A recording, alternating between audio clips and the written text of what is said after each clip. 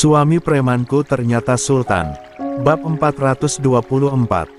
Sejujurnya, itu hanya akal-akalan Bu Rania agar bisa memberikan hunian yang lebih baik untuk anak cucunya. Meski tempat tinggal yang sekarang pun cukup nyaman, tapi menurutnya kurang dari segi keamanan. Karena tidak ada security yang berjaga seperti di kompleks.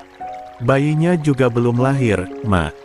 Nanti aja ya kalau sudah lahir, timpal Safina. Dia hanya ingin mengulur waktu karena masih betah tinggal di tempatnya yang sekarang. Eits, tidak bisa. Pokoknya kalau lahir, cucu mama harus sudah menempati rumah baru, kukuh Bu Rania.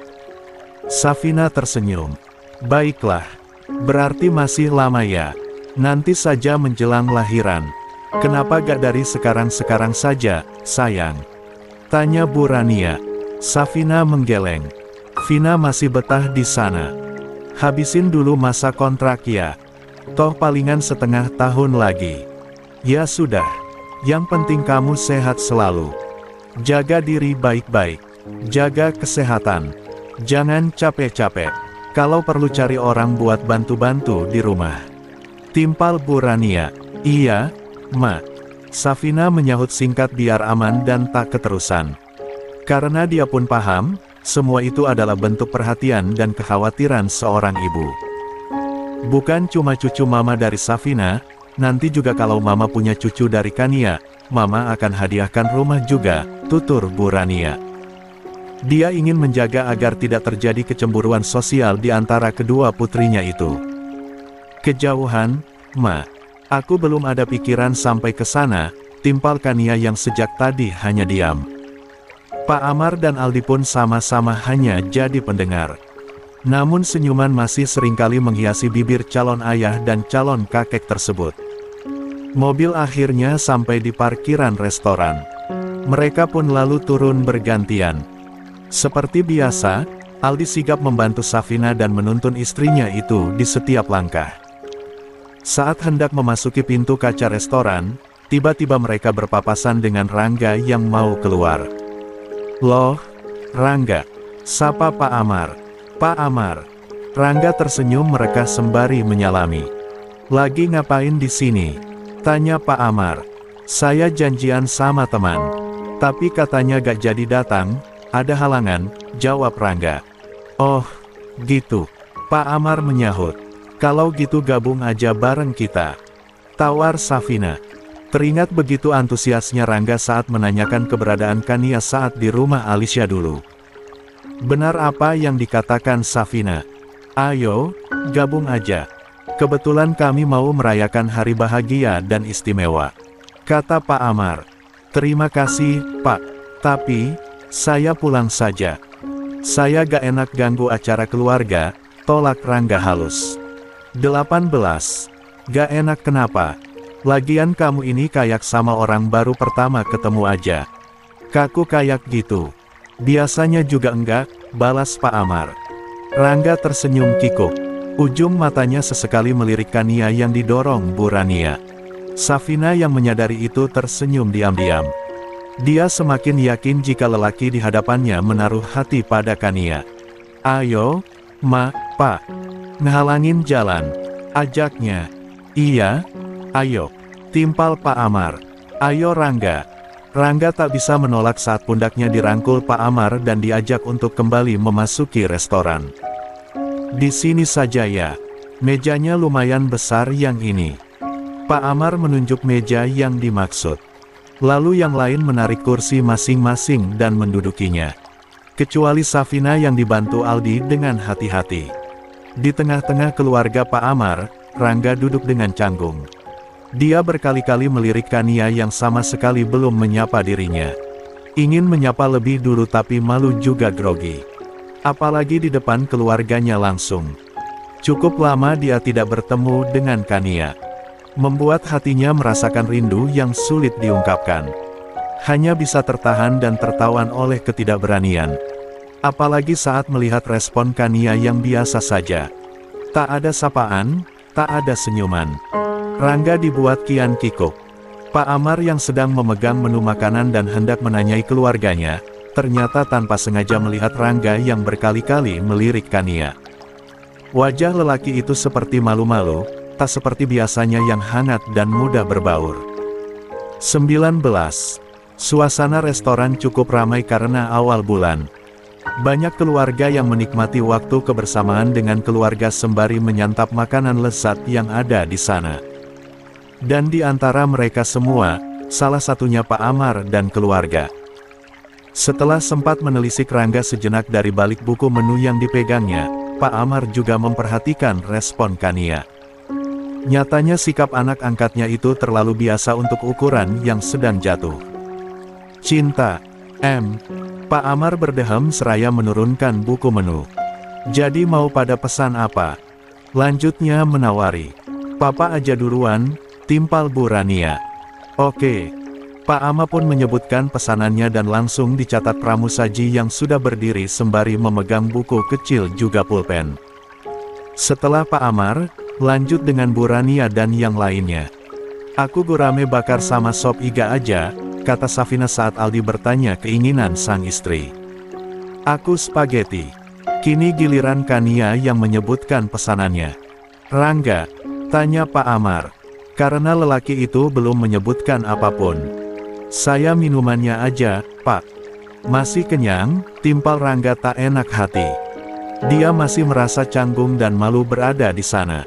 Kenyang makan apa? Makan angin. Balas Pak Amar. Udah pesan aja. Masa kita-kita makan kamu bengong? Doang. Rangga tersenyum kikuk. Lah akhirnya mengangguk. Nasi goreng saja. Nah gitu. Jangan malu-malu. Anggap saja kita ini keluarga, balas Pak Amar. Lia, nak Rangga. Gimana gak dianggap keluarga? D4 rah nak Rangga saja mengalir di TV Bukania. Bu Rania menimpali. Rangga mengangguk sambil tersenyum haru. Makasih, timpalnya pelan. Setelah kehilangan kedua orang tua angkatnya, Rangga memang tidak memiliki siapa-siapa lagi. Hanya Ibu Panti dan orang-orang yang ada di sana yang dianggapnya keluarga. Begitu pula Pak Hamdan. Sayangnya Pak Hamdan pun keburu meninggal juga. Dan kini, duduk bersama keluarga sesempurna Pak Amar, Rangga merasa ikut bangga. Entah seperti apa bahagianya memiliki keluarga lengkap seperti itu. Oh, iya, Rangga. Kamu tahu, acara makan malam ini, sebagai bentuk syukuran karena Safina hamil. Saya dan istri mau jadi kakek nenek, ungkap Pak Amar dengan senyum merekah. Masya Allah, Alhamdulillah. Saya ikut berbahagia, Pak. Selamat ya, Pak, Bu. Selamat juga untuk Mbak Safina. 20. Dan suami, balas Rangga. Aku gak dikasih selamat. Celetuk Kania. Aku juga kan mau jadi aunty, lanjutnya. Oh iya. Selamat juga buat Mbak Kania yang mau segera punya keponakan, timpal Rangga dengan wajah berubah cerah. Senyumnya begitu mengembang dan tak malu-malu lagi. Akhirnya, suara yang sejak tadi ditunggu pun terdengar juga. Sapaan Kania. Hanya dengan sapaan seperti itu saja sudah cukup membuat jantung Rangga berdebar-debar. Wajahnya berseri-seri dan nyaris senyum-senyum sendiri. Beruntung dia bisa menahannya. Pak Raka gimana kabarnya, Ga? Tanya Pak Amar di sela-sela mereka menikmati makanannya. Alhamdulillah baik. Kemarin sempat teleponan. Katanya sih mau secepatnya pindah ke sini, jawab Rangga. Wah, kabar baik. Akhirnya memutuskan pindah juga, timpal Pak Amar. Rangga mengangguk kecil. Ia lalu terdiam dan tak lagi banyak bicara andai bukan ditanya duluan. Oh iya, Di. Keluargamu sudah tahu tentang kehamilan Safina. Pak Amar berganti menatap Aldi. Belum, Pak. Insya Allah kita ingin sampaikan langsung sebagai kejutan. Besok mungkin. Iya kan, sayang? Aldi menoleh pada Safina. Iya, Mas. Aku penasaran pengen lihat langsung reaksi mereka. Apalagi Mbak Ayu, jawab Safina. Bagus itu. Mereka pasti sama senangnya dengan Papa, timpal Pak Amar. Kebayang nantinya keluarga mereka jadi keluarga besar, tutur Bu Rania. Sekarang aja udah banyak banget kan keluarganya. Sama anak-anaknya juga. Iya, Ma. Jadi tiap kumpul itu seru karena banyak orang dan anak-anak, timpal Safina. Emang seru. Mama juga pengennya gitu. Keluarga kita jadi keluarga besar. Vina punya anak banyak, Kania juga. Jadi kalau kumpul itu rame, balas Burania. Dulu, Mama gak punya anak banyak itu karena trauma. Tapi kalian, semoga bisa ya. Karena indahnya masa tua itu dikelilingi anak cucu, lanjut Burania sendu. Safina aja, Ma. Kania belum kepikiran. Belum ada bayangan juga, tukas Kania. Tenang aja kan, pendaftaran untuk menjadi calon suamimu masih Papa buka kok. Malah ada yang ngebet banget mau datang ke rumah tapi masih Papa tahan-tahan. Kalau kamu gak keberatan, nanti Papa ajak ke rumah. Oke, kata Pak Amar antusias. Mendengar hal itu, Rangga yang sedang ingin melonggarkan tenggorokannya dengan meminum air, malah tersedak hingga batuk-batuk. Ada ketakutan tersendiri saat mendengar calon jodoh untuk Kania. Tapi ingin mengajukan diri pun dirinya tak ada keberanian. Rangga merasa terlalu rendah diri. Keadaannya yang hanya orang biasa, tak sepadan dengan Kania yang merupakan putri Pak Amar. Meski begitu, keinginan di hatinya tetap ada. Pelan-pelan dong, Rangga, minumnya. Sampai tersedak gitu. Kenapa? Tanya Pak Amar. Ada yang mau disampaikan mungkin Mas Rangga? Tanya Safina mencoba memancing. 21. Disampaikan. Apa iya? Sepertinya gak ada. Jawab Rangga kikuk. Oh. Safina hanya mengangguk kecil dengan senyum tertahan. Aku sudah selesai. Kania mendorong pelan piringnya yang masih tersisa sedikit spaghetti. Lalu menyedot lemon tea miliknya. Aku tunggu di depan, boleh ya, Pak? Mau nyari angin. Di sini bising banget soalnya, lanjut Kania. Pak Amar dan yang lain memang belum menghabiskan makanannya. Apalagi Safina yang masih makan dengan lahap. Dipilihkan daging ikan dan dipisahkan dari durinya oleh Aldi. Tunggu di sini sajalah. Nanti kenapa-kenapa, timpal Pak Amar cemas. Kania mau ngadem, Pak. Gak betah, kuku Kania. Pak Amar paham, setelah kecelakaan, Kania memang berubah. Lebih suka menarik diri dan menyendiri di tempat-tempat sepi. Tak lagi menyukai keramaian seperti dulu-dulu. Rasa rendah diri karena duduk di kursi roda itu pasti ada. Baiklah, sahut Pak Amar akhirnya. Rangga, bisa tolong temani, pinta Pak Amar melihat piring Rangga yang sudah kosong. Tentu. Rangga menyahut cepat. Tak bisa menyembunyikan semangatnya. Bahkan ia langsung bangkit dari kursinya. Mari, Mbak Kania. Biar saya bantu dorong. Lanjutnya sembari melangkah. Dengan sumringah, Rangga mendorong Kania keluar dari restoran yang masih ramai dan bising. Suara gelak tawa orang-orang di dalamnya masih terdengar. Bercampur suara-suara orang yang sedang saling berbicara satu sama lain. Begitu sampai di luar, barulah suasana sedikit sepi. Hanya suara kendaraan yang berlalu lalang di jalanan sana yang terdengar. Itu pun tak terlalu jelas karena area parkiran cukup ke dalam. Di mana, Mbak? Tanya Rangga yang masih mendorong. Sana. Kania menunjuk pohon kecil yang di sekitarnya banyak dipasangi lampu kecil kerlap-kerlip. Di dekat pohon itu ada kolam ikan kecil yang airnya senantiasa mengalir. Sudah, stop. Titah Kania. Rangga menurut. Lah berhenti lalu melangkah. Duduk di pinggiran kolam di mana tatapan Kania sedang mengarah ke kolam itu. Kebetulan yang entah keberapa kalinya ya. Kata Rangga diakhiri kekahan pelan. Terus. Kania menyahut singkat tanpa mengalihkan pandangan. Matanya tetap memperhatikan ikan-ikan yang sedang berenang di kolam. Gak apa-apa. Rangga hanya tersenyum canggung.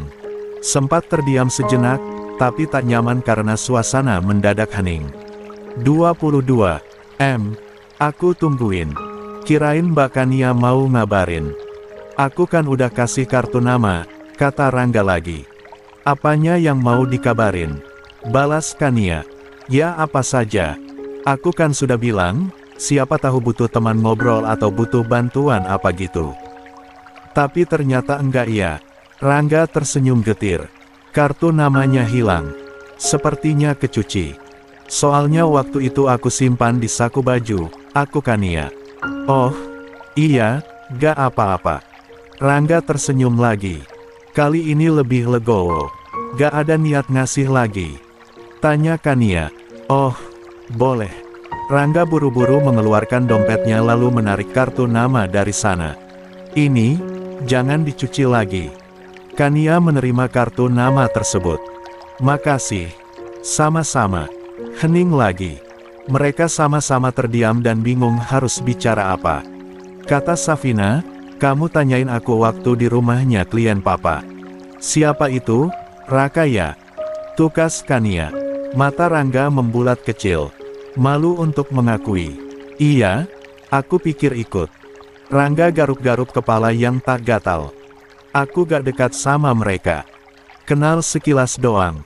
Ngapain ikut? Lagian sekarang aku gak suka bepergian. Lebih betah menyendiri di rumah.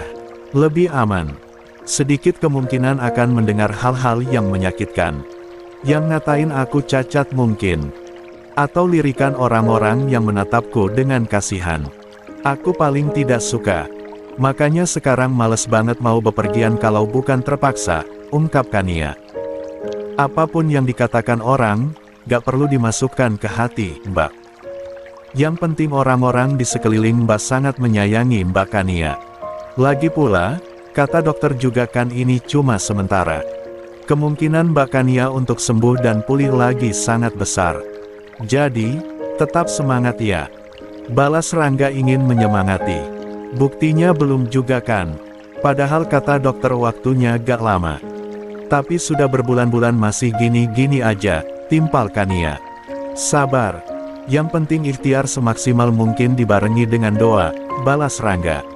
Doa. Ulang Kania. Ya, doa.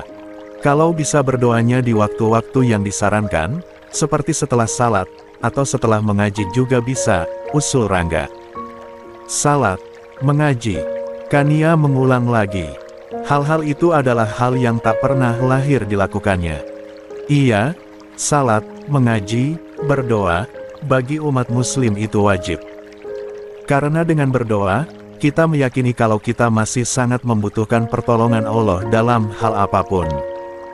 Sedangkan orang yang tidak pernah berdoa adalah orang sombong yang merasa sudah tidak membutuhkan pertolongan Allah lagi. Padahal tanpa Allah, apalah kita ini? Hanya makhluk lemah yang tak memiliki daya apa-apa. Menghirup udara, kedipan mata, semua. 23. Itu masih Allah izinkan pada diri kita. Coba Allah ambil saja salah satunya, contohnya kesusahan bernapas, sesakan. Perlu bantuan oksigen dan butuh biaya yang tidak sedikit. Padahal seumur hidup Allah memberikan udara itu gratis tanpa terkecuali. Panjang lebar Rangga berujar. Kania terdiam. Dia mulai merenungi apa yang dikatakan lelaki itu. Tapi untuk mengakui kalau dirinya lama tak melakukannya, ada rasa malu dan gengsi. Apalagi melihat agama yang tertera di kartu tanda penduduk miliknya memanglah Islam. Aku bantu doa ya untuk kesembuhan Mbak Kania. Aku akan meminta khusus di sepertiga malam, di saat orang-orang masih lelap tertidur, setelah mendirikan salat tahajud, kata Rangga tulus. Kania merasa terenyuh. Tapi dia penasaran kenapa laki-laki itu melakukannya. Kenapa kamu mau repot-repot mau lakukan itu? Tanya Kania. Kan biar Mbak Kania sembuh. Biar Mbak Kania bisa berjalan normal lagi, terus bisa tertawa ceria lagi seperti dulu, jawab Rangga apa adanya. Iya, tapi kenapa kamu mau melakukannya? Padahal aku bukan siapa-siapa. Desak Kania. Karena aku, Rangga ragu ingin mengakui. Padahal hatinya sudah tak sabar untuk mengungkapkan perasaannya. Hanya saja belum siap dengan penolakan. Apalagi jika ditambah dengan hinaan. Mengingat dia hanyalah laki-laki biasa. Aku apa? Kenapa? Kejar Kania. Karena aku Kania. Belum sempat Rangga menyelesaikan kata-katanya, panggilan Pak Amar keburu terdengar. Sepertinya keluargamu sudah selesai, kata Rangga seraya bangun dari duduknya. Dia lekas mendorong Kania mendekati Pak Amar dan yang lain. Namun, di sana bukan hanya ada keluarga Pak Amar saja, melainkan seorang lelaki berusia sekitar 27 tahun. Kania, Papa mau kenalkan kamu sama seseorang. Ini loh yang tadi Papa bicarakan. Pak Amar menepuk pundak lelaki berpakaian rapi tersebut. Dia namanya Andi. Pebisnis muda yang gigih dan pemberani, lanjut Pak Amar. Halo, saya Andi. Senang bertemu. Andi mengulurkan tangannya pada Kania. Kania tersenyum tipis, menjabat uluran tangan lelaki itu. Kania. Melihat Kania berjabatan tangan dengan lelaki baru, Rangga segera memalingkan tatapannya. Panas, hatinya terasa terbakar. Jantungnya berdebar kencang dengan irama napas memburu. Kapan-kapan, saya boleh mampir ke rumah? Tanya Andi langsung ke inti. Tentu saja. Datang saja, balas Pak Amar. Terima kasih banyak, Pak. Sepertinya akan banyak ilmu dan pengalaman yang saya dapatkan dari pengusaha sesukses Pak Amar, timpal Andi. 24. Pak Andi bisa saja. Pak Amar terkekeh pelan, merasa terkesan. Kalau sudah selesai, ayo pulang, Pak. Ajak Kania buru-buru. Oh, iya. Pak Amar mengangguk cepat. Pak Andi, mari, kami duluan. Iya silakan. Andi mengangguk ramah. Pak, saya juga mau langsung pamit pulang. Terima kasih sudah diizinkan bergabung, kata Rangga saat Pak Amar akan melangkah. Sama-sama. Saya juga berterima kasih karena kamu sudah jaga Kania, balas Pak Amar. Rangga mengangguk lalu berjalan menuju motornya yang terparkir. Melihat penampilan lelaki tadi, rasa rendah dirinya kembali hadir. Tentu karena orang-orang yang mendekati Kania bukan orang-orang sembarangan. Harapannya terlalu tipis untuk bisa bersama wanita yang dicintainya itu. Cukup melihatmu bahagia, maka itu sudah lebih dari cukup buatku, gumam Rangga sembari menaiki motornya. Meninggalkan parkiran restoran dan mengarungi jalanan malam. Menurutmu, Andi tadi gimana, kan? Tanya Pak Amar di perjalanan pulang. Gak tahu. Baru juga ketemu sekali, jawab Kania. Berarti kalau mau lebih dekat harus sering-sering ketemu, balas Pak Amar. Kania tak menyahut. Pikirannya sibuk memikirkan ucapan Rangga yang belum tuntas tadi. Kira-kira apa lanjutannya? Tebak Kania. Tangannya masih memutar-mutar kartu nama yang dipegangnya agar tak hilang lagi. Sampai di rumah, Kania langsung masuk ke kamarnya. Dia merogoh ponsel lalu memasukkan nomor telepon Rangga yang tertera di kartu nama. Setelah berhasil disimpan, lekas ia mengetik pesan. Hai, ini Kania. Nomormu sudah aku save ya. Kamu sudah pulang. Aku mau tanyakan jawaban yang belum sempat selesai tadi. Yang aku tanya kenapa kamu mau repot-repot doakan aku. Kania sempat ragu untuk mengirimkannya. Ia bahkan hampir menghapus kembali pesan itu. Kirim jangan, kirim jangan. Ia terus menimbang. Kirim ajalah. Secepat kilat ia menekan tombol kirim. Hingga pesan itu langsung centang 2. Kenapa jantungku jadi dak-dik-duk gini? Kania menekan D4 danya pelan karena irama jantungnya mulai bertalu-talu. 25. Bermenit-menit sudah Kania menunggu balasan, tapi pesan itu masih centang abu. Itu tandanya Rangga belum membuka pesan tersebut. Kania mendengus pelan. Ia lalu meletakkan ponselnya begitu saja. Dengan susah payah, ia bangun dari kursi roda. Lalu menjatuhkan diri di atas tempat tidur. Beruntung sekarang dia sudah mulai bisa berdiri.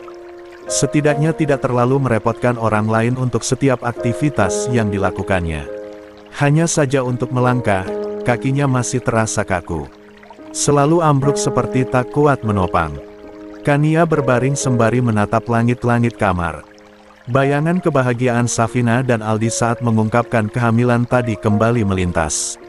Wajah keduanya begitu berseri-seri dan penuh senyuman. Bohong kalau Kania bilang sudah sepenuhnya melupakan mantan kekasihnya itu. Sisa-sisa cinta itu masih ada. Lukanya juga masih sedikit menganga. Hanya saja, Sekarang dia lebih ikhlas menerima dan berjuang untuk bisa lupa. Safina dan Aldi benar-benar sudah bahagia. Ternyata selama 2 tahun ini, aku cuma jagain jodoh Safina. Ternyata aku cuma jembatan untuk bersatunya mereka. Kania terkekeh getir. Namun sudah tak ada lagi air mata seperti dulu. Hatinya sudah cukup kebal. Hanya helaan napas panjang yang tiba-tiba menyembur dari bibirnya. Diiringi rasa sesak yang sedikit menghimpit D4D. Sudah, Kania. Stop. Cukup. Jangan ingat apapun lagi tentang masa lalu. Kania menggelengkan kepalanya pelan lalu memejamkan matanya. Entah kenapa tiba-tiba bayangan Rangga berkelebat di matanya. Pupil itu kembali terbuka. Lebar. Kenapa tiba-tiba muncul bayangan Rangga? Gumamnya. Di saat bersamaan, ponsel Kania bergetar. Rania lekas beringsut dan mengambil ponselnya itu. Tanpa sadar, kedua ujung bibirnya tertarik membentuk senyuman saat melihat balasan pesan dari Rangga. Dia pun bergegas mengusap layar untuk membukanya. Hai juga, Mbak Kania. Senang sekali rasanya, akhirnya Mbak Kania menghubungi aku. Terima kasih ya sudah save nomorku. Disimpan baik-baik. Kania mendengus kecewa saat tak mendapati jawaban apapun dari balasan itu. Hanya ucapan terima kasih. Hanya itu. Aku tadi kasih pertanyaan loh. Balas Kania gemas. Padahal jawaban itulah yang dari ditunggunya. Oh, itu. Gak apa-apa kok, Mbak. Karena Mbak Kania putrinya Pak Amar dan Pak Amar berjasa besar dalam hidupku. Aku sangat menghargai dan menghormati beliau. Entah kenapa, Kania semakin kesal membaca balasan itu. Ia juga tak mengerti alasannya. Padahal apa yang dikatakan Rangga masuk akal. Saking kesalnya, ia sampai meletakkan kembali ponselnya asal. Tak berniat membalas lagi. Hufet. Kania kembali berbaring. Lalu menarik selimut dan menutupi seluruh badannya sendiri. Hingga menutupi mata. 26. Dia memilih untuk tidur. Menyelam ke alam mimpi di mana dunianya lebih indah daripada dunia asli. Dalam lelap tidurnya, mata Kania tiba-tiba terbuka saat mendengar sayup-sayup suara azan dari masjid komplek. Ia terdiam, meresapi alunan azan tersebut hingga habis. Entah kenapa, baru kali ini dia merasa terenyuh mendengar panggilan ibadah untuk umat Islam tersebut. Biasanya, ia justru akan menutup telinga dan semakin merapatkan selimut agar suara itu tak mengganggunya. Kania kembali teringat perkataan Rangga semalam. Ikhtiar dan doa. Ikhtiar sudah ia lakukan dengan melakukan terapi secara rutin. Tapi doa, belum sekalipun dia melakukannya. Kalau berdoa tapi tidak pernah salat, apa doanya diterima ya? Pikir Kania.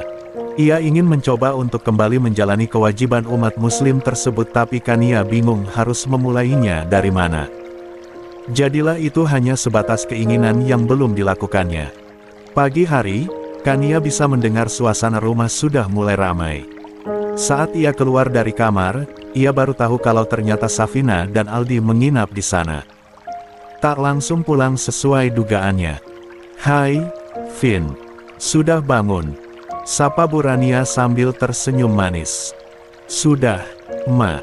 Kania balas tersenyum kecil. Ia lalu melirik Safina dan kembali mengulas senyuman. Semalam Mama minta Safina jangan pulang. Mama kasih kangen.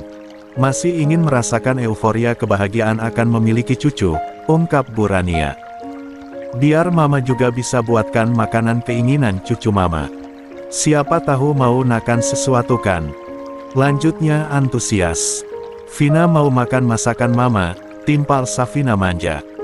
Selama ini, dia belum pernah sekalipun merasakan masakan ibunya itu. Bahkan melihatnya turun ke dapur saja hampir gak pernah. Masakan Mama, ulang Bu Rania diikuti tawa kecil. Boleh, sayang. Tapi maaf kalau rasanya gak sesuai ekspektasi, karena dari dulu Mama gak pintar masak. Makanya jarang masuk dapur. Gak apa-apa, Ma. Vina yakin enak kok. Karena dibikinnya dengan cinta, balas Safina. Bu Rania mengangguk. Oke. Mau dibikinin apa? Apa saja? Safina menyahut singkat. Baiklah. Tunggu ya. Duduk saja di meja makan, imbuh Bu Rania. Kan, temenin dulu ya. Papa lagi siap-siap. Aldi juga kayaknya. Bu Rania berganti menatap Kania. Kania mengangguk dan mengambil posisi rada berjarak dengan Safina. Mengambil satu buah apel kemudian mulai menggigitnya. Kapan terapi? Tanya Safina. Lusa. Kania menjawab singkat. Aku temenin ya. Balas Safina. Kalau gak bisa gak apa-apa. Kan lagi hamil. Takutnya kenapa-kenapa, timpal Kania. 27. Gak apa-apa. Kan temenin doang. Insya Allah aku dan calon bayiku sehat kok, kukuh Safina. Lihat nanti, jawab Kania. Ia khawatir Safina kelelahan dan berakibat buruk pada kehamilannya. Vin, kan, sapa Pak Amar yang baru datang. Dia lalu menarik sebuah kursi dan duduk di sana. Mama mana? Lanjut Pak Amar seraya meraih gelas dan meminum air putih. Masak, jawab Safina. Air yang diminum Pak Amar sontak menyembur saking kagetnya. Masak? Iya, Pak. Safina mengulum senyum melihat reaksi papanya itu. Kita lihat hasilnya. Pak Amar tersenyum lebar. Oh, iya, Vin. Kamu di sini dulu kan? Setidaknya sampai siang. Soalnya itu, Andi katanya mau ke sini. Mau main. Biarkan ya ada yang nemenin. Loh, Pak, langsung ke sini. Kan Kania belum mengiyakan. Kania protes dengan bibir mengerucut. Ya gak apa-apa. Orang bilangnya mau mampir doang. Hitung-hitung pengenalan, pendekatan juga bisa, balas Pak Amar. Kania hanya mendelik kesal, tapi tak berani membantah. Apalagi kakak orangnya terlanjur diberi izin Pak Amar. Taraf. Masakan mama sudah jadi. Perbincangan itu terhenti saat Bu Rania membawa semangkuk besar nasi goreng. Lalu diletakkan di atas meja. Makan. Jangan protes ya. Bikinnya yang simpel aja. Yang ribet mama belum belajar, lanjut Bu Rania diakhiri tawarnya. Wah sepertinya enak. Dari aromanya aja udah wangi gini, puji Pak Amar sebagai bentuk apresiasi pada sang istri. Cobain aja dulu, sahut Bu Rania. Ayo makan-makan. Mereka pun mulai mengisi piringnya masing-masing. Bersiap mencoba masakan Bu Rania dengan antusias. Meski setelah menyuap, rasanya tak sesuai dugaan. Safina, Kania, maupun Pak Amar sempat saling tatap diam-diam. Mereka seolah memberi kode masing-masing. Gimana? Enak? Tanya Bu Rania. Enak kok, Ma. Pak Amar tersenyum simpul. Lalu kembali menyuap dengan lahap. Tak ingin membuat sang istri kecewa. Benar kata Papa, enak. Safina ikut memuji. Dia juga tetap melanjutkan memakannya. Tak apa rasanya belum pas, yang penting keinginan untuk mengabulkan permintaan dirinya sudah dipenuhi. Mama gak makan? Tanya Kania. 28. Enggak. Semalam mama udah makan berat banget. Jadi hari ini waktunya ngirit kalori, jawab Bu Rania. Meski usianya tak muda lagi, tapi Bu Rania begitu menjaga penampilan. Tak heran badannya tetap ramping dan terjaga. Seperti perkataan Pak Amar pagi tadi, menjelang siang, orang yang bernama Andi benar-benar datang. Beruntung Safina masih ada di sana hingga bisa menemani Kania menemui laki-laki asing tersebut. Harusnya kalau mau kesini lagi ada mama sama papa, tutur Kania belak-belakan. Tapi kata Pak Amar gak apa-apa. Hitung-hitung penjajakan dulu. Kalau mau menjelang ke arah serius, baru aku akan menemui langsung kedua orang tuamu untuk melamar dirimu, timpal Andi. Kania memutar bola mata jengah.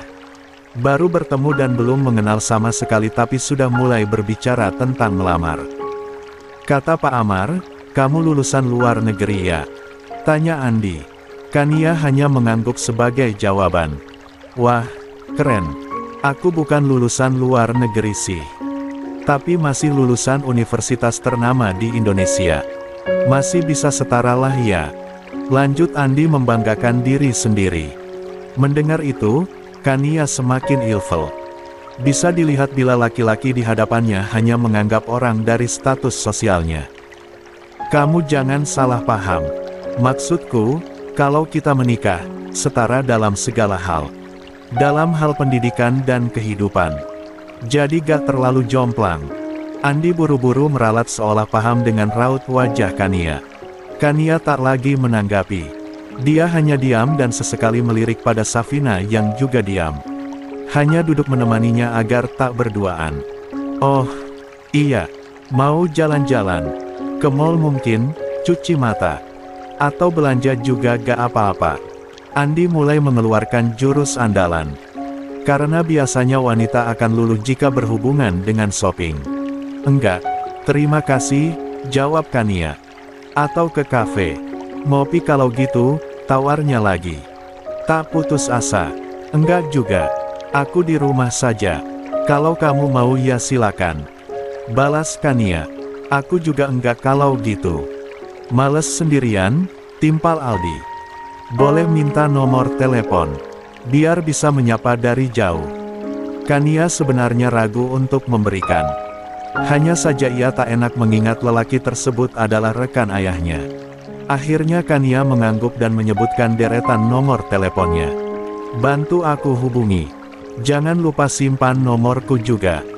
Andi terlihat sumringah saat memasukkan kembali ponsel berlogo Apple keluaran terbaru itu. Cukup lama Andi berada di sana. Ngobrol ngalor ngidul tentang apa saja. Kebanyakan tentang dirinya sendiri. 29. Dan pekerjaannya. Juga prestasi-prestasi yang pernah diraihnya. Seolah ingin membuktikan bahwa dia adalah pria yang layak untuk dipilih. Ini jadwalnya aku istirahat siang, kata Kania. Dia sudah bosan sekali mendengar ocehan lelaki itu. Begitupun Safina yang sejak tadi tak ingin menanggapi apa-apa. Oh, iya. Kalau gitu aku permisi dulu. Kapan-kapan mampir ke sini lagi, tutur Andi terlihat berat untuk bangun dari duduknya.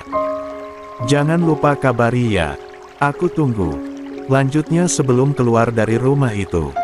Akhirnya Kania menghela napas lega setelah laki-laki itu benar-benar pergi. Menurutmu dia gimana, Vin? Tanya Kania pada Safina. Dia ingin mengetahui pandangan orang lain, tak mengandalkan pandangannya sendiri. Safina tersenyum tipis. Gak tahu. Kurang srek aja. Aku lebih srek sama Rangga, timpal Safina. Rangga, ulang Kania dengan kening berkerut. Heran karena nama lelaki itu dibawa-bawa lagi. Iya, Rangga. Meskipun dia bukan orang dari kalangan berada, tapi dia terlihat baik dan sopan, jawab Safina apa adanya. Dia, memang baik, balas Kania. Entah kenapa aku merasa, kalau Rangga itu suka sama kamu, ungkap Safina. Hati Kania tiba-tiba menghangat mendengarnya. Ia juga merasa malu-malu. Itu perasaanmu aja. Aslinya Rangga cuma menghormati dan menghargai kita karena anak papa, timpal Kania seperti pengakuan Rangga semalam. Enggak, aku lihatnya perasaan Rangga ke kamu lebih dari itu. Beneran? Balas Safina meyakinkan. Kania menahan senyum. Tahu aku mau istirahat. Ngantuk. Aku langsung pulang gak apa-apa ya. Soalnya nanti mau langsung USG, terus mau langsung ke rumahnya Mbak Ayu. Tutur Safina. Gak apa-apa. Hati-hati. Balas Kania.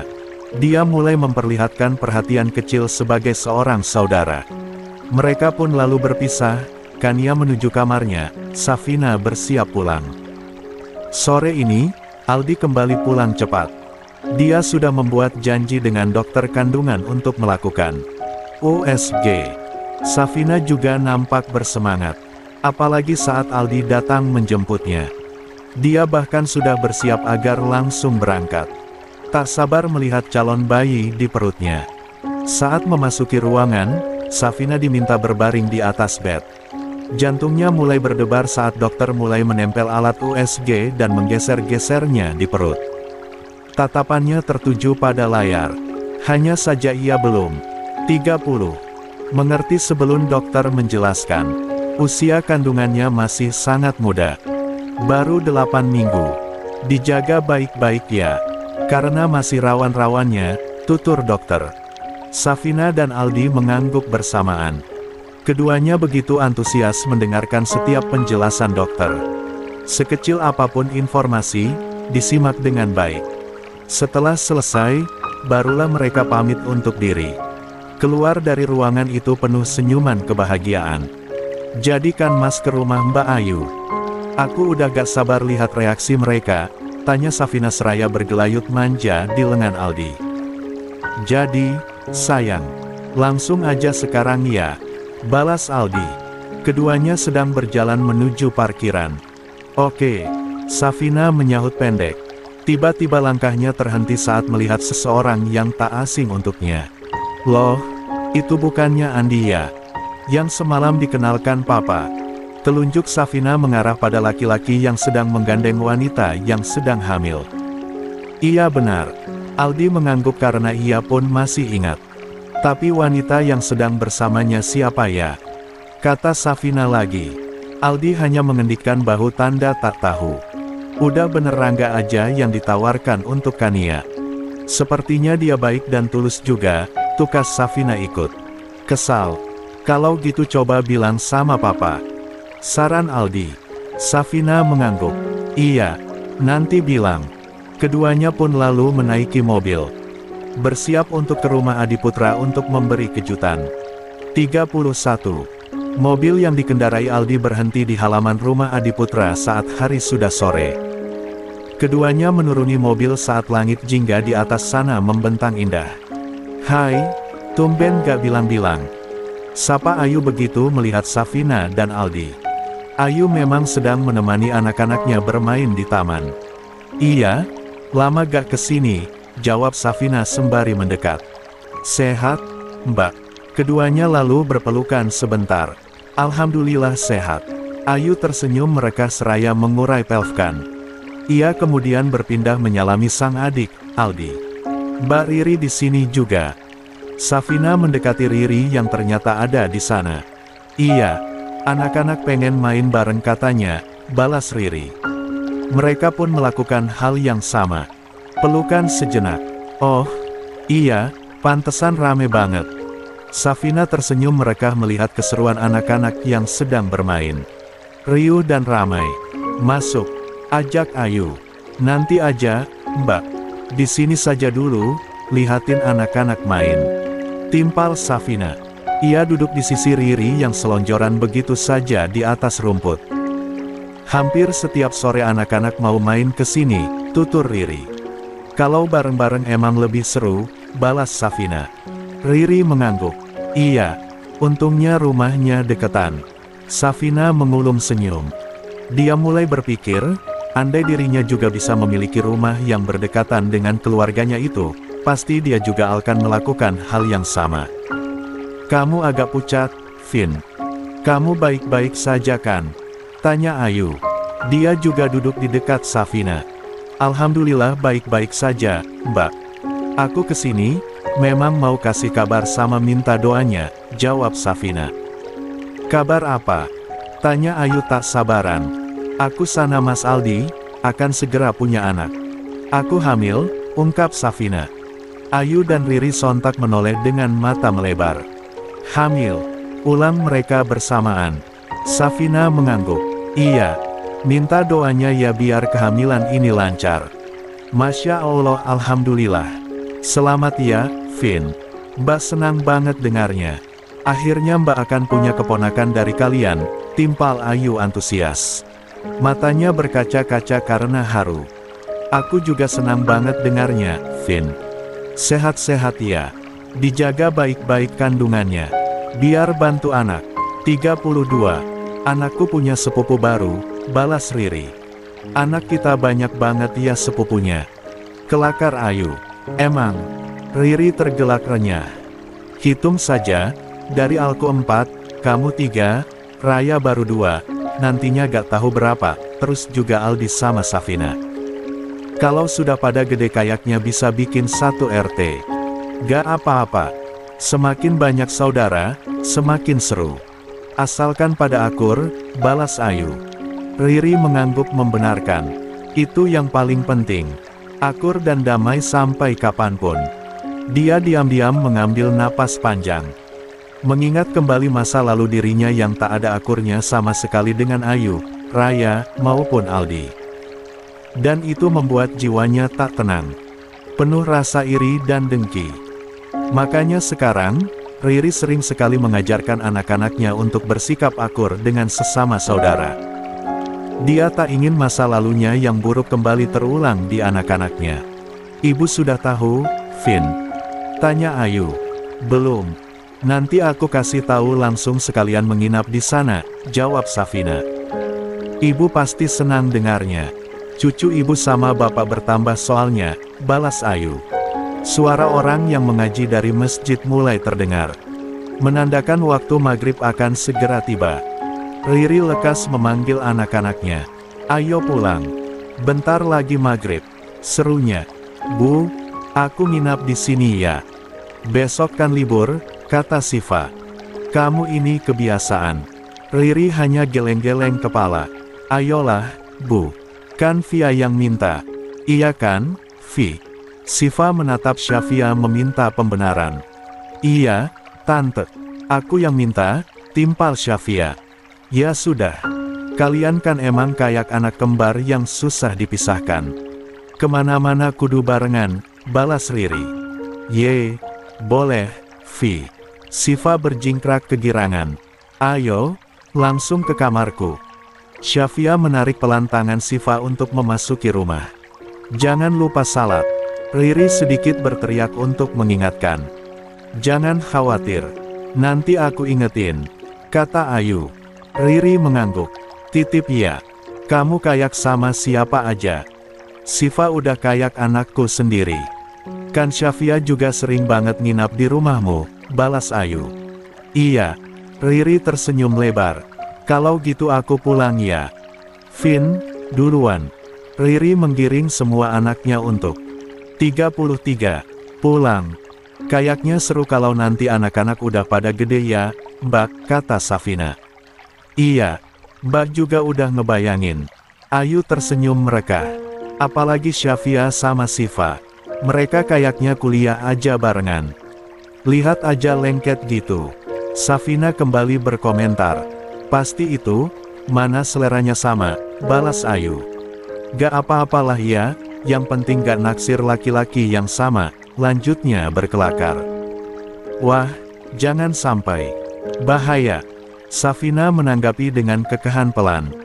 Mereka lalu berjalan bersama menuju rumah setelah memastikan semua anak-anak juga sudah masuk. Saat makan malam bersama, Safina kembali mengabarkan kehamilannya pada Pak Damar. Davin juga ada dan belum lama pulang. Wah, kakek senang sekali dengarnya. Selamat untuk kalian berdua, tutur Pak Damar. Doakan agar usia kakek sampai ke saat anak kalian lahir, lanjutnya. Insya Allah, kek, usia kakek masih panjang dan sehat. Jadi kakek bisa membersamai cicit-cicit kakek hingga dewasa, balas Aldi. Amin. Yang ada di meja menakan kompak mengaminkan. Meski di rumah keluarga suami, tapi Safina tak pernah merasa asing. Dia selalu nyaman karena memang di sanalah dia pertama kali merasakan apa itu arti keluarga. Mengisi malam yang belum terlalu larut, dia menemani keponakannya bermain. Terutama si bungsu yang sedang lincah-lincahnya merangkak ke sana kemari. Berbeda halnya dengan Syafia dan Siva yang mulai beranjak besar, mereka lebih nyaman bermain berdua di dalam kamar. Saat malam semakin naik, barulah Ayu akan mengingatkan putri dan keponakannya itu untuk segera tidur. Mainnya besok lagi. Sekarang bereskan dulu. Waktunya tidur, tutur Ayu. Syafia dan Siva mengangguk. Mereka lalu membereskan pensil warna yang berserakan juga gambar-gambar lucu yang berhasil diwarnai dengan indah. Sudah pada gede tapi mainnya masih menggambar. Ayu tersenyum menatap hasil karya mereka lalu menyimpannya di atas meja belajar. Cuci tangan, cuci kaki, gosok gigi, baru tidur. Ayu kembali mengingatkan. Oke, Mama. Selamat malam. Love you. Timpal Syafia. Love you too juga, sayang. Ayu mencium kening Syafia dan Siva bergantian lalu beranjak keluar dari sana. Senyum Ayu melengkung indah menyadari jika dirinya memiliki anak perempuan yang beberapa tahun ke 34. Depan akan menginjak remaja. Waktu memang cepat sekali berlalu. Gumam Ayu. Ia lalu memasuki kamarnya dan menghampiri Davin yang duduk di kursi kerja. Mengalungkan tangannya di leher sang suami. Kenapa? Kayaknya bahagia banget. Davin memegang tangan Ayu dan mengecupnya. Mengalihkan tatapannya dari laptop yang masih menyala di hadapannya. Gak apa-apa. Senang aja, bahagia banget, lihat anak-anak tumbuh besar dengan sehat. Apalagi Syafia. Dia bentar lagi remaja loh, tutur Ayu. Masih lama, sayang. Dia masih kecil. Masih juga SD, cuma badannya aja yang bongsor, balas Davin. Tapi waktu sekarang cepat banget berlalu, timpal Ayu. Nanti anak-anak udah pada gede, terus nikah, punya kehidupannya sendiri-sendiri. Aku, sendirian, kesepian. Davin tertawa renyah mendengar penuturan sang istri. Dia bangun dari duduknya, lalu membingkai wajah sang istri. Ada aku. Kalau anak-anak sudah besar, perusahaan aku serahkan sama mereka. Biar Mas bisa selalu nemenin kamu. Jadi gak akan kesepian, balas Davin. Katakan kalau sudah tua nanti mau apa biar gak bosan. Berkebun, berternak, atau apa gitu. Gak tahu. Ayu menggeleng. Belum bisa membayangkan. Ya sudah. Pikirkan saja dulu.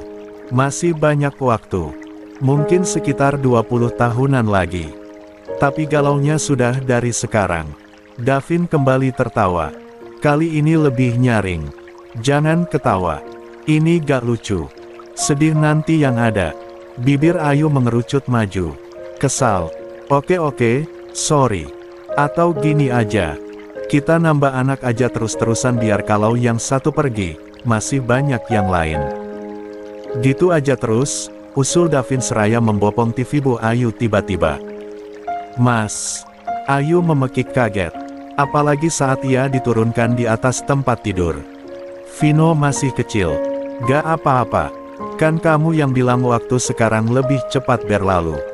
Davin ikut naik ke atas pembaringan lalu menarik selimut dan menutupi keduanya. Sore ini, Safina melaksanakan janjinya untuk menginap di rumah Bu Ratih dan Pak Lukman. Kedua orang tua, Aldi, mulai besok tinggal diam di rumah. Gak bepergian lagi. Tinggal fokus pada kehamilan, tutur Safina. Iya. Lagian kenapa harus nginap terus-terusan? Kan mampir doang bisa, abis itu pulang lagi, timpal Aldi. Gak apa-apa. Mumpung masih punya waktu. Jadi bisa lebih mendekatkan diri pada keluarga. Soalnya kalau sudah punya anak nanti susah, timpal Safina. Iya sih. Aldi mengangguk membenarkan. Saat punya anak nanti, waktunya fokus mengurus anak. Setelah cukup lama di perjalanan, akhirnya mereka sampai. Saat turun dari mobil, Safina mengedarkan. 35. Pandangannya. Ternyata lingkungan rumah Aldi bukan berada di lingkungan berada seperti rumah keluarga Adiputra. Bahkan rumahnya pun sederhana. Jangan heran kalau lihat rumahku sederhana. Karena sebenarnya inilah tempat tinggalku dan keluargaku dulu, ungkap Aldi. Sejak kecil keluargaku adalah orang sederhana. Sama seperti yang lain.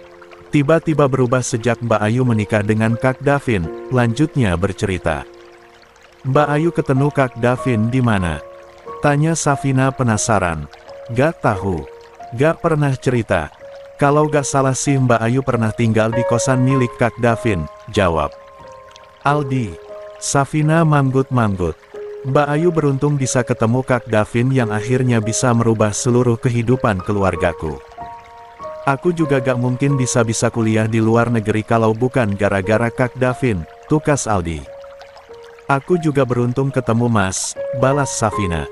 Salah satu hal yang paling disyukuri dirinya adalah bisa bertemu dengan Aldi. Aldi terkekeh pelan. Tapi aku gak sekaya Kak Davin. Harusnya aku yang bilang kalau aku beruntung ketemu sama kamu. Bagiku kekayaan bukanlah segalanya. Karena sejak kecil juga aku terbiasa hidup susah. Yang penting itu hati. Seperti hati Mas yang mencintaiku dengan tulus, balas Safina. Keduanya berhenti bercerita karena keburu sampai teras rumah. Pintu yang terbuka membuat Bu Ratih langsung melihat kedatangan anak menantunya itu. Ya ampun, kok datang gak bilang-bilang? Sapa Bu Rania sembari mendekat. Sengaja, Bu.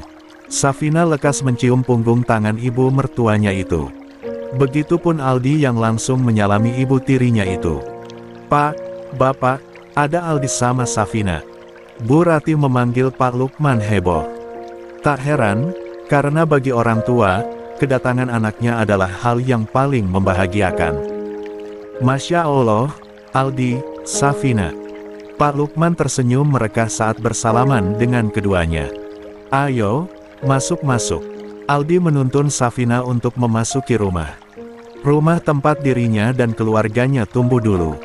Itulah kenapa Pak Lukman tak pernah mengizinkan rumah itu untuk direnovasi. Karena di rumah itu sudah terlalu banyak kenangan yang ditinggalkan. Jangan heran kalau rumahnya jelek, kata Pak Lukman. Enggak kok, Pak. Ini nyaman. Bagus juga, balas Safina.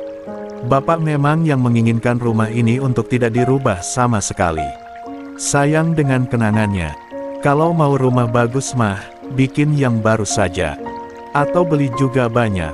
Yang penting yang ini jangan diganggu, ungkap Pak Lukman menerangkan. Justru kenangannya yang gak bisa dinilai dengan materi ya, Pak, balas Safina. 36. Nah itu maksud Bapak. Pak Lukman mengangguk membenarkan. Minum dulu, Vin. Bu Ratih meletakkan 2 cangkir di atas meja. Ibu masak dulu. Soalnya kalian gak bilang-bilang sih mau kesini. Gak usah, Bu, Aldi udah beli tadi di jalan, timpal Aldi. Lupa ketinggalan di mobil. Nanti diambil. Oh, ya sudah kalau gitu. Bu Ratih akhirnya duduk bergabung. Sebenarnya, Aldi datang ke sini mau membicarakan sesuatu, tutur Aldi. Ada apa, Dik? Katakan. Jangan bikin ibu sama bapak deg-degan. Tanya Bu Ratih penasaran. Aku mau mengabarkan kalau Safina hamil, ungkap Aldi. Pak Lukman dan Bu Ratih langsung tersenyum merekah. Alhamdulillah ya Allah. Akhirnya Safina hamil juga. Ibu sama bapak mau punya cucu lagi, balas Bu Ratih dengan mata berkaca-kaca. Alhamdulillah. Bapak ikut senang, Di. Selamat untuk kalian berdua. Pak Lukman berkata dengan suara bergetar. Bapak benar-benar terharu. Teringat waktu kamu masih kecil, Di. Tiba-tiba sekarang sudah mau punya anak saja, lanjut Pak Lukman dengan air mata yang akhirnya menetes. Dari atas sana, ibumu pasti bahagia melihat anak-anaknya akhirnya bahagia. Apalagi kamu, Di. Si bungsu yang membuat ibumu dulu terlihat berat untuk meninggalkan dunia ini. Pak Lukman kembali melanjutkan. Aldi mengangguk dengan mata yang sama basahnya. Insya Allah ibu juga sudah bahagia di alam sana. Jika dulu, Bu Ratih selalu marah setiap kali suaminya itu membahas mendiang istrinya, kali ini tidak. Dia sudah bisa berdamai dengan hatinya perkata apapun. Beberapa hari ini, Bapak sering bermimpi bertemu dengan ibumu. Mungkin ibumu ingin menjemput Bapak, Di, beber Pak Lukman. Bapak mungkin sangat merindukan ibu. Makanya Bapak mimpiin ibu, timpal Aldi. Apa yang dikatakan Aldi benar, Pak. Lagian kalau bicara itu jangan sembarangan. Kalau Bapak pergi, terus ibu sama siapa? Bu Ratih menimpali. Antara kesal juga cemas. Rasa takut juga tiba-tiba hinggap di hatinya. 37. Penuturan Pak Lukman sontak membuat suasana tiba-tiba sendu. Apalagi Bu Ratih. Terlihat wanita yang semakin menua itu nampak gusar. Sedangkan Pak Lukman sendiri malah terkekeh pelan. Ibu itu anak-anaknya banyak. Ada Ayu, Riri, Raya, sama Aldi. Kalau bapak sudah gak ada, ibu bisa tinggal sama mereka. Terserah ibu maunya tinggal sama siapa. Pak Lukman malah membuat Bu Ratih kian resah. Beda atuh, Pak. Meski anak-anak banyak, tetap saja lebih betah tinggal di rumah sendiri. Apalagi di sana kan ada menantu sebaik-baiknya menantu, tetap saja kita akan canggung kalau tinggal kelamaan. Gak bebas, gak leluasa. Kalau di rumah sendiri kan bebas mau ngapa-ngapain, balas Bu Ratih. Lagian, apapun yang terjadi, ibu gak bayangin akan pergi dari sini. Ini tetap tempat tinggal ibu. Tempat paling nyaman dan menenangkan. Sudah, Bu. Aldi doakan semoga bapak sama ibu terus sehat biar bisa sama-sama terus. Sampai punya banyak sekali cucu, bahkan sampai punya cicit, tukas Aldi menengahi. Amin ya rabbal alamin, balas Safina antusias. Ia spontan mengusap perutnya sendiri. Bu Ratih juga turut mengaminkan. Ayu sudah tahu kabar ini, Vin? Tanya Pak Lukman. Dia pasti yang paling senang dengarnya. Karena sejak ditinggalkan ibunya dulu, Aldi lebih bergantung sama mbaknya. Sudah, Vina sama Mas Aldi semalam nginap di sana soalnya. Mbak Riri juga sudah tahu, jawab Safina. Tinggal Mbak Raya yang belum. Telepon aja sekarang. Biar video call. Saran Bu Ratih. Safina mengangguk setuju, lalu meraih ponsel miliknya. Ia langsung melakukan panggilan video pada kakak iparnya itu. Cukup lama panggil diangkat karena mungkin Raya sedang sibuk dengan si kembar. Namun akhirnya diangkat juga. Assalamualaikum, sapa Raya penuh senyuman. Waalaikumsalam, Mbak. Sehat? Si kembar sehat? Tanya Safina antusias. Alhamdulillah Mbak dan anak-anak sehat, Vin. Tuh mereka, udah mulai sering ngoceh. Raya merubah layar menjadi belakang hingga si kembar langsung terlihat. Lucu dan menggemaskan. Kerja sedang bermain di atas kasur pantai di tengah rumah. Itu kayaknya bentar lagi tengkurap deh, Mbak. Udah mulai miring-miring gitu soalnya, tutur Safina. Iya, memang. Mereka lagi berusaha untuk tengkurap, balas Raya. Waktu memang cepat sekali berlalu. Gak kerasa. Iya, Mbak. Safina mengangguk membenarkan. Lagi di mana? Kok kayak gak asing belakangnya? Raya kembali bertanya sembari memicingkan mata. 38. Ayo tebak di mana? Safina lebih mengarahkan kamera ke belakang. Di rumah bapak ya, Vin, pekik Raya antusias. Safina mengangguk sambil tersenyum lebar. Vina mau nginap di sini. Masya Allah syukurlah. Mbak senang kamu ke sana. Temenin ibu sama bapak, balas Raya dengan haru. Mbak juga kangen banget pengen pulang. Sekarang berasa repot banget sama si kembar, lanjutnya sendu. Gak apa-apa, Rai. Kapan-kapan biar ibu saja yang kesana. Bu Ratih ikut bersuara. Safina lekas bergeser agar Bu Ratih dan Pak Lukman juga masuk ke layar. Terlihat oleh Raya untuk mengurangi sedikit kerinduannya. Tapi Raya juga kangen rumah, Bu. Kangen suasananya, timpal Raya. Nanti deh nyari waktu luang ke sana. Mumpung si kembar udah agak gedean. Raya mau ajak Mbak Ayu sama Mbak Riri juga. Biar semua ngumpul di sana. Kalau semua ngumpul di sini ya gak akan cukup, Rai. Tahu sendiri rumah ini gak gede. Kasian cucu-cucu ibu, timpal Bu Ratih. Kan ada rumahnya Mbak Ayu, Bu. Kalau tidur bisa di sana dulu sebagian, kata Raya lagi. Ya sudah, terserah kalian. Yang penting suami-suami kalian lagi luang. Jangan merepotkan. Bu Ratih mengingatkan. Siap, Bu. Raya mengangkat tangan hormat. Oh, iya, Rai. Kamu tahu kabar tentang Safina? Tanya Bu Ratih. Kabar apa, Bu? Raya balik bertanya. Safina sama Aldi mau punya anak. Safina hamil, ungkap Bu Ratih. Safina hamil. Beneran hamil, Bu? Pekik Raya antusias. Iya. Bu Ratih mengangguk membenarkan. Masya Allah, alhamdulillah. Syukurlah. Aku senang sekali dengarnya, timpal Raya dengan haru. Ia benar-benar bahagia mendengar kabar itu. Karena ia pernah merasakan menjadi pejuang garis dua selama bertahun-tahun. Selamat ya, Vin, Di. Mbak doakan semoga kehamilannya lancar. Sehat selalu ibu dan bayinya. Nanti si kembar punya sepupu baru, sepupu lama udah pada besar soalnya, tutur Raya. Amin ya rabbal alamin. Semua kompak mengaminkan. Rengekan tangis suara salah satu bayi Raya membuat mereka tak lagi fokus bercerita. Apalagi saat rengekan kecil itu berubah jadi tangisan. Sudah dulu ya, Mbak. Kasihan si kembar. Nanti disambung lagi, kata Safina. Bu Ratih dan Pak Lukman pun melambaikan tangan ke arah layar membuat mata Raya terlihat berkaca-kaca. 39. Panggilan berakhir seiring azan maghrib yang berkumandang. Sudah azan, ajak istrimu ke kamar, Di. Titah Bu Ratih. Meski kamarnya sederhana, tapi bersih kok. Setiap hari ibu membersihkannya. Safina tersenyum simpul lalu meraih tangan Aldi yang mengajaknya menuju kamar. Bu Ratih juga bersiap untuk mendirikan salat.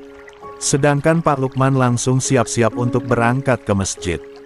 Dulu, kamar ini adalah kamarnya Mbak Ayu sama Mbak Raya, tutur Aldi begitu memasuki kamar. Kamar, Mas? Tanya Safina. Aldi tertawa pelan. Gak ada. Kan kamarnya cuma 3. Aku biasanya tidur di depan TV. Pakai kasur lantai kecil. Sebenarnya, semua itu terjadi setelah masuknya Bu Ratih dan Riri ke kehidupan mereka. Karena sebelum ada mereka, Aldi masih memiliki kamar sendiri. Yaitu kamar yang ditempati Riri. Hanya saja Aldi tak ingin lagi mengingatnya. Ia juga tak berniat menceritakan masa lalunya yang buruk pada Safina.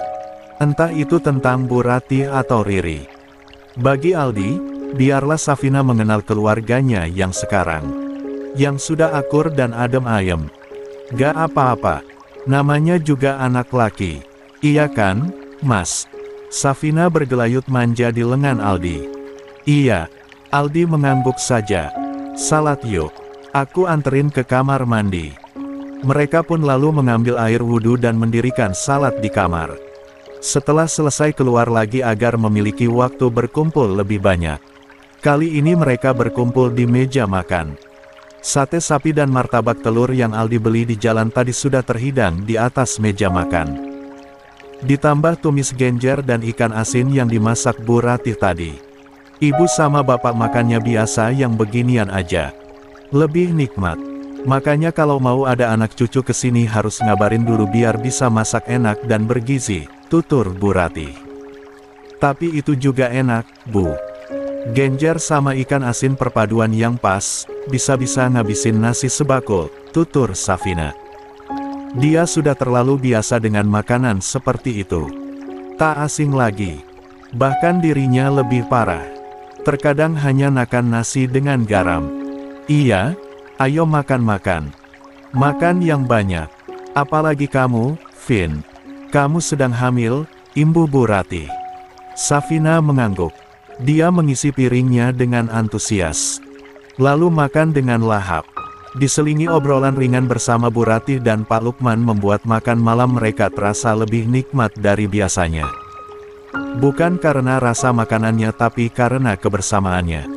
Tuh, lihat, Bapak sampai nambah. Biasanya enggak. Itu pasti saking bahagianya hatinya, kata Bu Ratih. Pasti bahagialah, Bu. Orang kedatangan anak menantu. Balas Pak Lukman. Malam itu, benar-benar mereka isi dengan kebersamaan. Dengan obrolan hangat tentang banyak hal. Bahkan sekedar basa-basi tak penting. Setelah dirasa cukup malam, barulah mereka beristirahat. 40. Pagi ini, Aldi dan Safina tak buru-buru bersiap. Toh hari itu hari libur dan Aldi bisa bersantai dulu. Masih bisa menikmati waktunya di rumahnya. Pagi hari, Aldi mengajak Safina untuk duduk di bangku di belakang rumah. Bangku yang dulu selalu digunakan Aldi dan Ayu juga Raya. Enak ya, Mas, di sini, betah, adem. Safina tersenyum merekah. Mengedarkan pandangannya ke sekeliling yang tak terlalu ramai. Iya, makanya dulu, tempat ini menjadi tempat favorit Mas, Mbak Ayu sama Mbak Raya, kata Aldi mengenang masa lalunya. Mbak Riri? Tanya Safina. Aldi hanya menggeleng tanpa menjelaskan apapun. Baginya, Masa lalu buruknya itu cukup dikubur dalam-dalam dan tak diungkap lagi. Apalagi hubungan mereka kini sudah membaik. Mau pulang sekarang? Tanya Aldi. Safina menggeleng. Nanti dulu ya. Toh Mas juga libur. Aku masih betah di sini. Oke, sayang. Aldi memeluk Safina dari belakang. Menyandarkan dagunya di pundak sang istri. Sepertinya, nanti aku mau sering-sering ke sini. Ngadem di sini. Enak banget soalnya. Hitung-hitung liburan gratisan, kata Safina lagi. Boleh. Aku siap menengantar. Aldi terkekeh gemas dan semakin merekatkan pelukannya. Di tempat berbeda, seperti niat sebelumnya, Raka menemani Azam untuk ke rumah Amira. Mereka sengaja berangkat lebih pagi agar sampai tak terlalu siang. Benar saja, sekitar jam 10 pagi, mereka sampai di rumah Amira. Seperti sebelumnya, rumah itu terlihat sepi. Tapi setelah mengucap salam, ibunya Amira ternyata ada di rumah. Waalaikumsalam. Wajah ibunya Amira terlihat kaget begitu membuka pintu. Nak Azam. Sapanya dengan senyum kikuk. Mari masuk. Azam dan Raka pun sama-sama masuk dan duduk bersisian di kursi. Sedangkan ibunya Amira terlihat salah tingkah. Bapak, lagi di kebun. Ibu panggil dulu, ya. Dekat kok. Cuma di belakang, tuturnya. Azam hanya mengangguk. Ia memang harus berbicara dengan kedua orang tua Amira.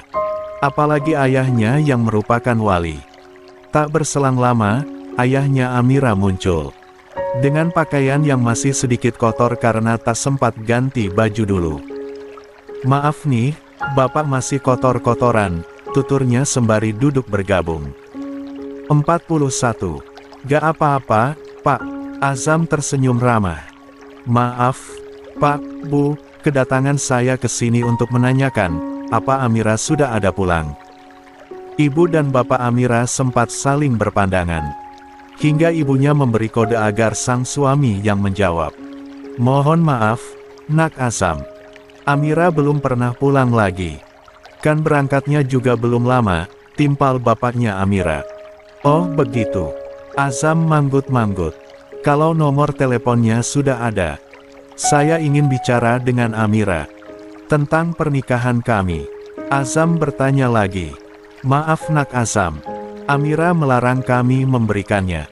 Amira bilang ingin hidup tenang dan tidak ada gangguan lagi, jawab bapaknya Amira. Saya mohon, Pak.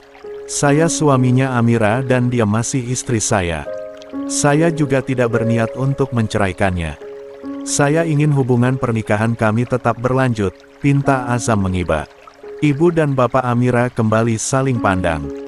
Bagi orang tua, perceraian anaknya memanglah hal yang menyakitkan dan mengecewakan. Saya yakin, sebagai orang tua, bapak dan ibu juga pasti tidak ingin pernikahan Amira berakhirkan. Saya mohon, Pak, Bu, bantu saya dan Amira untuk kembali bersama. Azam kembali mengiba. Berharap hati kedua mertuanya akan terenyuh. Begini saja, silakan Nak Azam tanyakan langsung pada Amira lewat ponsel Bapak. Bapak akan telepon Amira sekarang.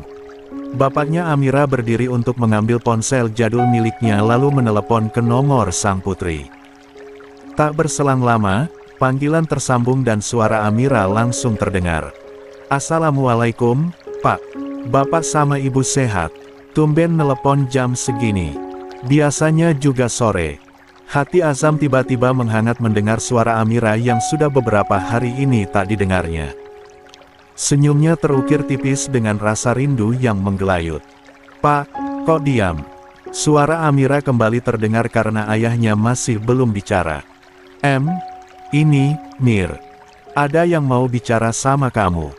Kata ayahnya Amira. Siapa, Pak? Tanya Amira. Azam. Suasana langsung hening. Amira terdiam. Dia seolah sedang menetralkan jantungnya yang berdegup kencang. Boleh kan, Mir? Ayahnya Amira meminta izin. Khawatir putrinya itu tak berkenan. Berikan teleponnya, Pak. Pinta Amira. Ayahnya Amira langsung menyerahkan ponselnya pada Azam. Halo, Mir, sapa Azam tak bisa menyembunyikan rasa antusiasnya. 42. Halo, Mas. Gimana kabar Mas? Sehat? Abah sama Bunyai juga gimana? Tanya Amira. Alhamdulillah, Mas sehat. Abah sama Bunyai juga sehat, jawab Azam. Kamu di mana, Mir? Pulang ya. Biar aku jemput. Katakan saja di mana. Lanjut Azam langsung ke inti. Tawa pelan Amira terdengar. Pulang. Untuk apa? Aku sudah mengambil jalan ini dan aku sudah memikirkannya matang-matang. Tapi, Mir, aku tidak mau bercerai. Aku ingin pernikahan kita baik-baik saja. Aku mohon pulang ya. Kita perbaiki pernikahan kita. Aku minta maaf untuk semua yang telah berlalu. Bujuk Azam. Tak apa ia merendahkan diri, yang penting Amira mau kembali. Apanya yang diperbaiki, Mas? Pernikahan kita mungkin bisa dilanjutkan. Tapi anak, aku tidak akan pernah bisa memberikannya. Aku tidak bisa memperbaiki rahimku sendiri, jawab Amira. Itu bisa kita bicarakan nanti, Mir.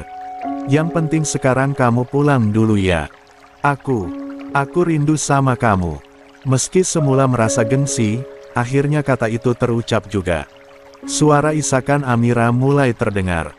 Kata rindu yang sejak dulu ingin didengar Amira, baru didengarnya sekarang. Setelah ia memutuskan pergi dan berniat tak kembali lagi. Maaf, Mas. Aku tidak bisa. Aku sudah memilih ini dan tak akan mundur. Aku tetap ingin bercerai, timpal Amira kukuh dengan pendiriannya. Ia sadar, selama menjadi istrinya Azam, maka selama itu pula dirinya akan tertekan karena tidak bisa memberi keturunan. Tapi, Mir, sudahlah, Mas. Lebih baik Mas segera urus perceraian kita. Setelah itu Mas bisa menikah lagi dengan wanita yang sempurna. Yang bisa memberi keturunan untuk Mas dan keluarga Mas, potong Amira cepat. Apa gak bisa dibicarakan lagi, Mir? Azam bertanya lesu. Harapannya pupus sudah. Enggak, Mas. Aku yakin ini keputusan terbaik, balas Amira tanpa ragu. Semua dokumen milikku yang dibutuhkan ada di dalam map di dalam laci, lanjutnya. Dan tolong, jangan hubungi aku lagi, Mas. Biarkan aku menjalani hidup baruku. Please. Lanjut Amira dengan suara bergetar. Mir. Suara Azam tak kalah bergetar. Sudah ya, Mas. Mas jaga diri baik-baik. Aku doakan agar Mas selalu dilimpahi kebahagiaan. Aku tutup dulu. Assalamualaikum. Panggilan berakhir. Layar ponsel berubah gelap. Azam hanya menunduk dengan perasaan yang tak bisa diungkap.